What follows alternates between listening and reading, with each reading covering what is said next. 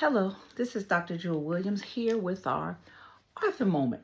So I'm talking about my book, I'm Tired. What do I do? Strategies for difficult times. And so, as I told you, my book is now with my beta group and they are reading through.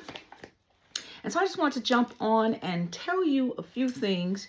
Last time I talked about tired when fighting against your giant. So each chapter, it's tired when fighting against your giants, tired because of the threat of your life with the prophet Elijah, tired because of unfair treatment with Job, tired because of loss with Naomi, tired of waiting on promises with Abraham, and tired because of the weight of your assignment, Jesus. So I just want to talk a little bit about that second chapter.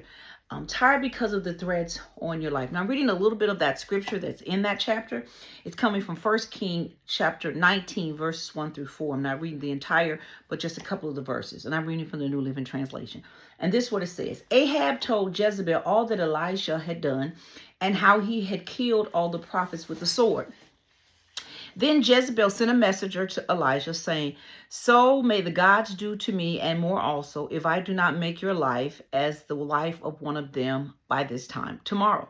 Then he was afraid, and he rose and ran for his life and came to Beersheba, which belongs to Judah, and left his servant there. But he himself went a day's journey into the wilderness and came and sat down under a broom tree.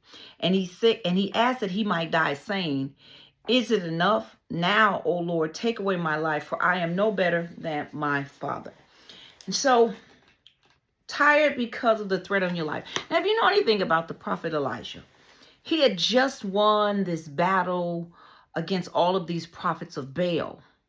And he had won. And now here he is.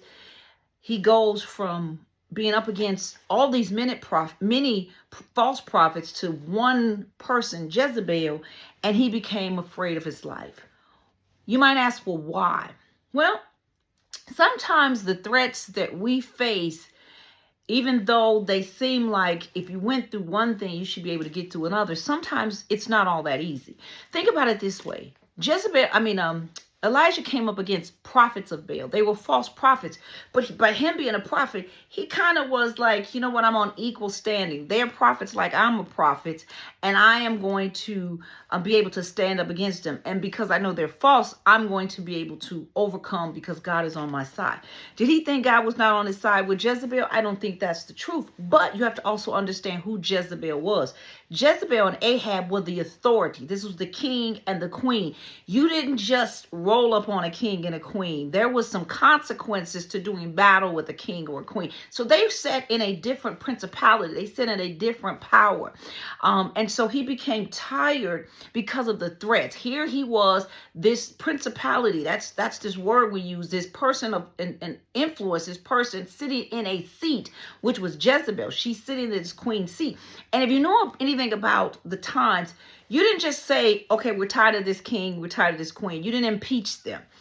They had to generally, once the king died, his son or would take the position, or there was a battle that happened before someone else would come in. So it wasn't just like, we don't like you, you gotta go. So this was an authority that was strong.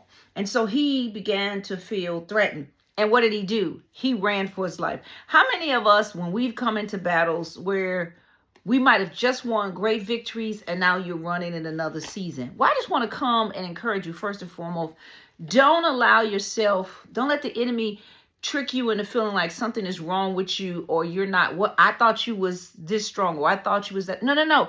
You were strong. You still are strong. You're just facing a different kind of enemy. You're facing something that may be just a little stronger than you. And though you're tired, I come to encourage you, just like Elijah eventually God took care of him, and Jezebel was upseated. God will upseat anything that's in the way of you being able to do and be all that you have been called to do. So I pray that this encouraged you. I know just a quick word, but also as we prepare for the book to come out, I hope you get your copy. It's called I'm Tired. What do I do? And it gives you strategies on what to do and how to make it through when you find yourself tired in this season. God bless.